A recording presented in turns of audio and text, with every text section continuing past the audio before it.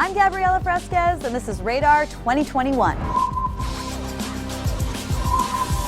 We're used to glossing over the topic of mental health. We distract ourselves, keep busy, or use humor to avoid actually confronting it. I shall call it Twinkle Toes. Or say Twinkle Toes. I will no longer be using the term PTSD. I will now only be using spicy deja vu. What doesn't kill you makes you, well, it makes you the proud owner of a bunch of unhealthy coping mechanisms and an alarmingly dark sense of humor. Evidently, when someone asks, "How are you?" they're not expecting a comprehensive update on your chronic insomnia or clinical depression. So I started seeing a therapist for the first time last year.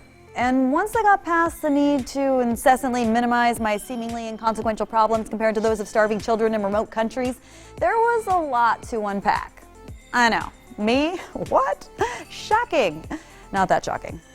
Because months of confinement and financial stress coupled with the risk of viral infection and an overall feeling of perpetual dread has been more than enough to rattle even the most stable among us. Coronavirus is not only impacting people physically, but mentally as well. Hand washing, not touching our faces, social distancing. These are all helping to protect us from the coronavirus. But how can we boost our mental health right now? We're beginning to see light at the end of the tunnel as vaccines roll out all across the nation. But a year of lockdown has taken a toll on our collective mental health. Within the Latinx community, where the cultural stigma around mental health predates COVID-19, the road to post-pandemic recovery might be especially challenging. Earlier this year, 40% of Latinx adults reported symptoms of depression during the pandemic, compared with 25% of white folks. The reality of our community as essential workers, we were going out there. And not only that, we were having one or two jobs, plus all the toxic stress and all the issues that we have for decades. All of that actually created a lot of social stress, depression, anxiety. We need to be prepared right now and have an open, sincere conversation in our communities, because usually, like, esa persona está loca, right? That person is crazy. And we have this stereotypes in our brain that we do not collaborate well with mental health. There's like this stigma that if you're sad or you're anxious, you're weak. Unless we start like upping the ante, making sure that we're creating services for our underserved communities of color, these problems will be carried for life. In Latinx households, it's not uncommon to be raised with a tradition of staying silent about mental health issues to avoid playing a starring role in the neighborhood chisme. The saying, "La ropa sucia se lava en casa," meaning don't air your dirty laundry in public, is another way of summing up that mentality. Hey, Dad, can I talk to you for a second? What? Espérate, cállate. No, hit the ball. Eyes on the ball. What happened? ¿Tú viendo la pelota? Forgive me for wanting to talk like that while you watch baseball, but It made me feel like that. ¿Qué pasó? I just want to ask you something. Okay, it's kind of important. Oh, no. You got Jennifer pregnant. What? No. Wait. You're vegan. What are you talking? No, I'm vegan. No. Oh my. Thank you. Okay, what I happened? just want to ask you. You ever felt anxiety? Anxiety. Muy pocas veces. A mí cuando me molesta el estómago me tomo la pastillita, la tiro en el agua y pisos. Y ahí me arregla. No. What are you talking about? Not acidez. Not acid reflux. Ansiedad. Anxiety. ¿Eso sabes por qué te pasa eso? Siempre estás en el cuarto andando en the virtual y hello everybody who's online. Entonces te entras eso. Yo no, a la edad tuya yo tenía 2 trabajos, la madre tuya estaba en estado. Okay. Yo no tenía tiempo You know para what? eso, ¿verdad que no? Never mind. I don't even know what you're talking about. Dame el favor, caliéntame el café que está ahí, ya que no estás haciendo nada, caliéntamelo ahí, ponte a jugar pelota. Okay, perfect. Thanks for listening to me. Awesome. Let's go. Mira, ahí está. Eso es un hombre. The closest thing we did to confronting feelings in my family was taking a bat to a papier-mâché animal. I'm still not allowed within 500 feet of a piñata store. So why are Latinxes in the U.S. only half as likely than white non-Latinxes to seek treatment for mental health issues? What's holding us back from taking our ropa sucia to someone for a professional cleaning, assessment? There is a a stigma, right, that is associated with receiving therapy services. Culturally, it's seen as therapy is only for the true crazy people. We're also raised to believe that feelings are, like the negative feelings, right, are unnecessary, that they stop us from doing the things that we need to do. If we are vulnerable, then we are seen, right, as just lazy maybe, or not wanting to superar, not wanting to get ahead. And so a lot of these stigmas for depression, for anxiety, for trauma are not validated because of these cultural messages. In our field, there haven't been many Latinx therapists. I was the only Latina trauma, EMDR, bilingual therapist in the area, and I felt like there must be more. Like, where's my community? Where's mi gente? So I started a Facebook group called Latinx Therapist. I think that taking care of your mental health, we always have to be open to adjusting and becoming comfortable with discovering new ways to cope, new ways to heal. Traditional views about family roles can also impact how we approach mental health. For Latinas, the expectation is to be the caretaker of the family, putting the family's needs before our own to avoid being a burden to others. And for Latinos, being vulnerable and discussing emotions doesn't exactly align with the tough machista attitudes many grow up emulating. I'll be very candid, just as a Latino man, having to live up to a certain kind of expectation. But then you start looking around and you realize that that team that's supposed to help you solve problems, not really there. Your dad walks away and your mom goes to another country. And then you realize that you're supposed to keep up this expectation, but you don't really have a team in place to help you solve problems. If I feel that I haven't done something recently, I start feeling down. And when I start feeling down, it always reminds me that there's something important to do. Right. So I try to get back on that, try to accomplish something. And that a lot of times looks like helping somebody with their pain in a positive way. So my journey has really been about trying to help people establish a relationship with positive self-expression and positive release and channeling that emotional energy into creative outlets so that they're able to feel worthy of them, raising their self-esteem by accomplishing something. For most Latinxes, religion is an integral part of la cultura, which means that rather than seeking outside help for potentially serious mental health problems, some might rely solely on their faith or a religious leader for help. And prayer is great, but you might need to take additional steps if you're really suffering. Losing yourself could be really easy. In my industry back in the day, it was cocaine, it was alcohol, it was all the parties, all this and all that. And a lot of people suffered. A lot of people suffer. I mean, just speaking for myself, I knew myself enough that I knew what to stay away from. Before I became an actor, I was a social worker in New York City. I was dealing with kids that dropped out of high school. I was dealing with 17, 18-year-olds that had 2 babies by that age. I was dealing with kids going from foster home to foster home. I had to recommend young people to therapy so they could work on their issues. I am not a mental health expert. I have dealt with friends, with families that have had mental health issues. I've done my research. When it comes to mental health in the Latino community, I just feel that there is not enough Latino mental health workers. I think we need more of that because we're very cultural people. I feel that if we are not relating to someone like us, sometimes that becomes difficult to open up. We have to make a statement on behalf of our community to say, hey, you know what? It's okay to open up, to talk, to let your feelings out. Beyond just the cultural stigma within our community, other barriers prevent some of us from getting the care we need even when we want it. The immigrant experience, which in many ways defines our community, has shaped the way our parents deal with mental health issues. And as a result, it's forced us to reevaluate our own approach, both as children and parents. a lot of us have a lot of trauma in our histories. A lot of our families were torn apart. There was a lot of violence, and that definitely had an impact on their life and then how they were able to show up for their children later on. My parents were immigrants from Mexico, and so their priority was survival. You know, they didn't have the mental, emotional capacity to be able to raise me and my siblings in the way that maybe I'm trying to raise my children, right?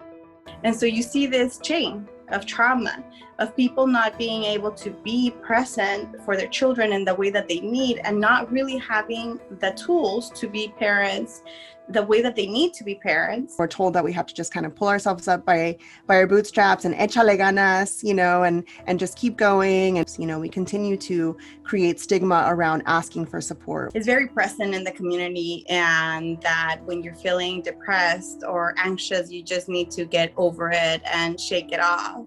And when children misbehave, you just need to discipline them. And a lot of the times that involves physical punishment. What receiving la chancla or receiving el cinto did for us as children, is it really worth it to sustain something that could normalize continued violence against children? We know now, right, that there are different ways to parent children in a way that they can become more functioning adults. And to acknowledge it doesn't negate the fact that our parents did the best that they could with the resources, with the information, with the support, with the communities that they had. They definitely did the best that they could, and a lot of us were harmed in the process. Rest in peace, chancla culture. Thanks for the memes, not for the trauma. It's hard enough to be vulnerable in your native tongue, much less in a language you're unfamiliar with. And since less than 6% of psychologists in the US are Spanish speaking, language is another barrier a lot of Latinxes face when seeking treatment. There has been a lack of bilingual resources. So why are people going to feel motivated to go to therapy if there is not a provider that understands their cultural customs and doesn't even understand their language, maybe needs to bring in an interpreter? So there's a lot of just disconnection that can happen there. And representation of Latinxes in the field of psychiatry in general isn't much better at just 4%. We need more therapists that are BIPOC therapists, because there are just not enough therapists. It really makes a difference when it comes to understanding deeper levels of how communities work that sometimes are missed when people don't really have more information on our communities. Cultural stigma and other barriers put the Latinx community at higher risk of persistent or unchecked mental health conditions, which is why a movement to destigmatize mental health within the Latinx community has been populating Instagram and TikTok feeds for quite a while now. Muchas personas no creen. Depresión, ansiedad es algo que ataca a la juventud, y a mí de grande me dio. Entonces, yo encontré en TikTok una forma de desahogarme, de entretener, de ocupar mi mente y de divertirme. Eso me ayudó bastante para controlar y combatir lo que es, pues, el estado mental, la depresión. I am so excited because Abby's first paycheck. Abby, are you excited? Yes. Yeah? All right, guys. Abby doesn't know that from now and on, she has to pay me rent. Nos da miedo aceptar que sufrimos de depresión, de estrés, de ansiedad, y porque nos van a juzgar de que estamos locos. Yo quería mandar un mensaje con mis videos, tratando de decir que yo estoy pasando por esto y que soy una persona normal como todos y que hay solución. Hay que divertirnos, hay que buscar lo que nos satisface, lo que nos hace felices, lo que nos da alegría. Social media seems like an unlikely place to look to when it comes to starting conversations around mental health. But the way it allows us to engage with our community is undeniable. I think people that struggle with mental illnesses struggle alone. And, you know, for many reasons, we don't talk about these matters in our families or in our communities. I personally struggled at a very young age with depression and developing an eating disorder. Witnessing the lack of resources, the lack of understanding, and the lack of sensitivity around those that struggle led me to do this line of work. I created Nalgona Positivity Pride as an attempt for one to make visible our stories and our experiences as Black, Indigenous, and or people of color with eating disorders. I see my platform as a disruptor, right? So that's been my main goal of centering the most marginalized groups of people and sharing their content and our stories. Ultimately, treatment, access to professional treatment is not always attainable for our communities. There's still a lot of work to be done, and it continues to be a taboo topic because when somebody is in survival mode, trying to make ends meet, it's very difficult to try to have wholesome conversations about mental health. For those who might not vibe with traditional forms of therapy, there are alternatives. So the way that I practice mental wellness is through the concept of holistic mental health. And so part of my work also is about doing non-traditional indigenous practices within my practice itself. Like I do sound medicine as something that recalibrates stress in the body and the mind. I created like a platform that is something that's communal for people to engage in the process of healing. So it's really allowed me to get past at least one of the areas that act as a barrier to our mental wellness in our communities and BIPOC communities, which has been the lack of access to actual mental health content. We've held on to that idea that mental health is just for individuals that are likely to be institutionalized and not just for your day-to-day person. But within the Latinx community, we have just so much that we are holding on to as far as collective stress. So as much as anybody can just hold on to healing methods and maybe speak to elders about what healing has looked like for them and perhaps like practice some of those practices would be really essential just to keep ourselves well. My name is Dr. Veroshka Williams, and I'm an astrologer and clinical psychologist.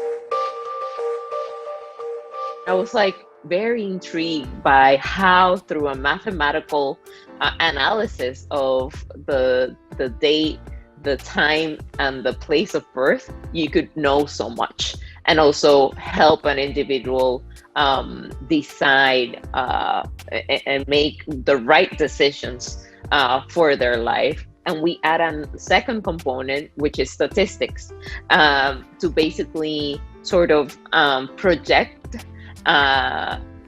traits of personality, but also moments in time where things can be possible or not. We need to talk more about how is it important not to just wait until you have a problem to look for help. I believe in primary prevention, which is before anything arises. We can do a lot of self-help, but nothing equates professional help. If you want to achieve your goals, you need, first of all, a sound state of mind.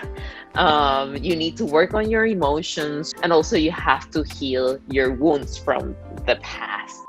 If you're looking for more information on mental health this week, check out and sign up for the Axios Latino newsletter, a collaboration between Telemundo and Axios, where you can keep tabs on the stories that most affect our community on both sides of the border. These online communities are a starting point toward destigmatizing mental health issues and dismantling the barriers to accessibility we often face. But ultimately, what's most important is making it okay to ask for help in the first place. For me, therapy has been deeply rewarding, and so far, not a single piñata has been mutilated in the process. Pro tip, carve a hole in the bottom so the candy falls out on the first hit. You're welcome. I'm Gabriela Fresquez for Radar 2021.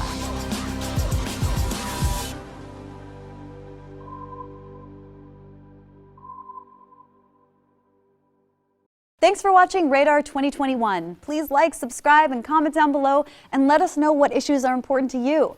Because let's be honest, there are a lot of issues to choose from. So many.